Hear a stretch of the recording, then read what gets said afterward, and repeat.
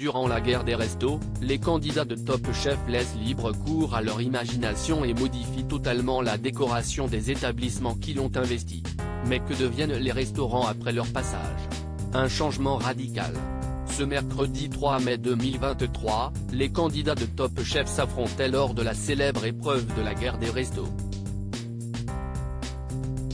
Ainsi, la production du concours avait déniché 3 établissements, cette année dans la ville de Suresnes, dont les propriétaires ont accepté de s'absenter le temps du tournage de l'émission.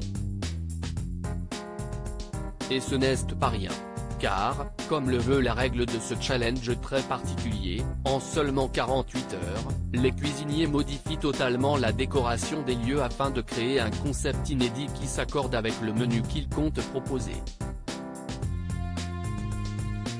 Adieu donc l'esprit pizzeria, asiatique ou oriental, que les véritables restaurateurs, et leurs clients, connaissaient.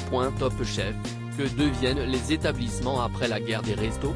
Que se passe-t-il alors, une fois le tournage terminé et toutes les équipes de Top Chef parties? Interrogé par Télé Loisirs, la production de la compétition présentée par Stéphane Rothenberg répond: les restaurants sont rendus à leurs propriétaires respectifs avec la nouvelle déco, etc. Nous explique-t-on. Seul hic, comment faire si les restaurateurs n'apprécient pas vraiment la nouvelle ambiance créée par les candidats pour les besoins du tournage? Si ça ne plaît pas, ils sont repeints en blanc au besoin, promet alors la production. Un dédommagement pour les propriétaires. L'opération semble donc totalement bénéfique pour les propriétaires.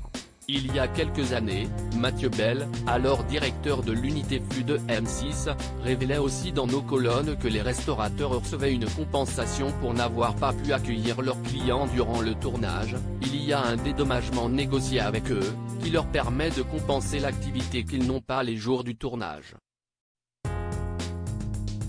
Après, ils récupèrent tous un restaurant joli, avec de belles peintures et souvent une valeur ajoutée. Et ça leur fait un peu de publicité, même si on change temporairement l'enseigne, soulignait-il également. À lire aussi. Pas vu dans Top Chef, que sont devenus les perruches de Paul Perret, Glenn Viel et Philippe Etchebest après la guerre des restos?